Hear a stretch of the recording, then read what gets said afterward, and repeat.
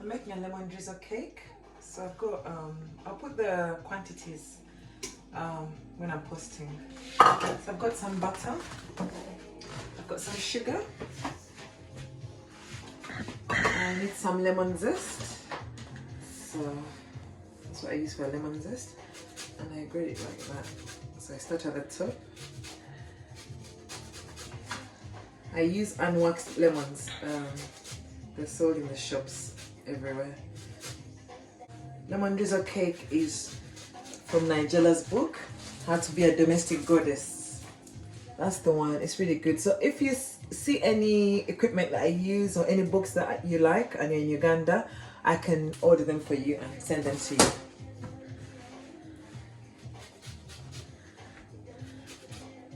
So I'm just grating my lemon. If you try and do it systematically, then you grate. Obviously, try and not grate the pith. That white part is quite bitter if you add it in the recipe. So I'm just going to mix the butter and sugar until nice and fluffy.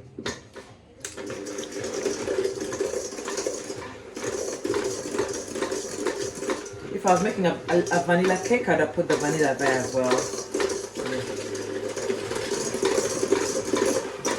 So I'm going to beat the sugar until it's really nice, light and fluffy. That's my mixed butter and egg. It's nice and fluffy. So I add 3 eggs. Oh, I'll put the quantities later. I like to beat my eggs before I add them to the cake. So I beat them. And then I just add a little at a time.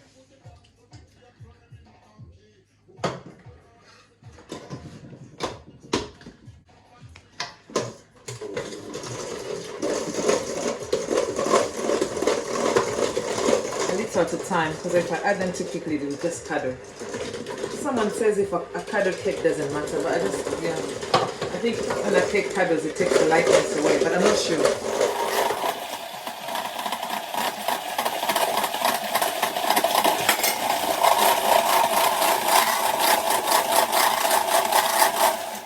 Okay, so that's done. I'm just going to add the flour.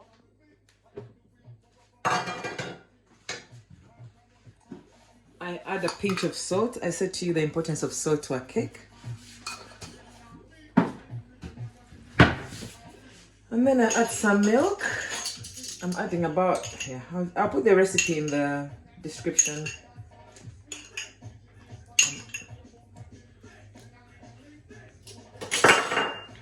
So as you can see, I don't beat here because I just want to retain as much air as possible.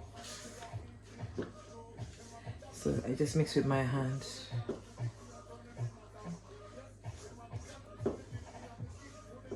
The lemons are so important because it's a lemon drizzle cake. So if the quality of lemons is not great, then yeah.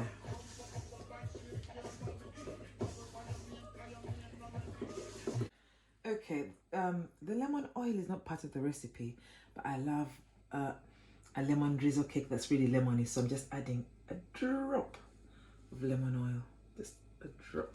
It won't be too lemony because I think I've added more than a drop. So I'm just going to put, obviously you don't avoid over mixing the cake at that point.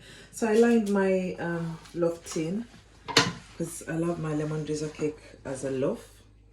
So I'm putting that in the, okay. And then I'm also making some little loaves that I also lined, because I like to freeze cake. This can be nice for afternoon tea if you don't feel like defrosting a whole big parchment. And then I'm going to bake, oven always is 180 for cakes for 45 minutes.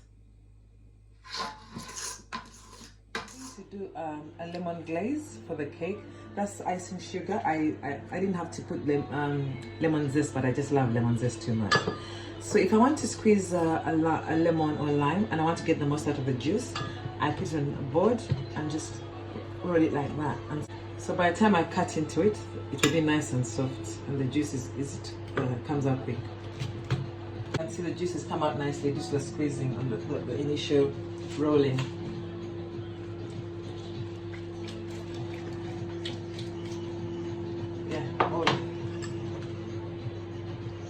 And then I just pour it on my icing sugar like that. And then I'm going to heat that. So I'm just melting the icing sugar for the glaze like that. And just heat it until it melts nicely. The cake has come out of the oven. I'm just trying to I'm using a fork to punch as many holes as possible, and I'm pouring over the lemon glaze that we made earlier while it's still very hot. So that's the lemon glaze going into the cake like that. Yeah, already cooled. I just remember I put the drizzle, the syrup. It's now soaked with all the lemon. I'm just going to put some icing, but obviously the icing is optional. You don't have to add any icing, but just so the way I did the icing is just lemon icing sugar mixed with lemon juice, and then that's just me icing the cake.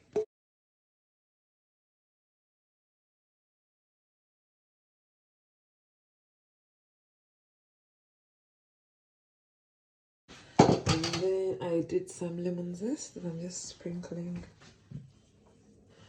all over it.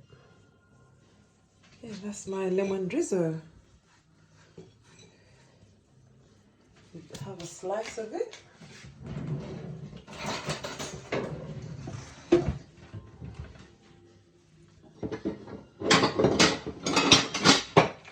Slice.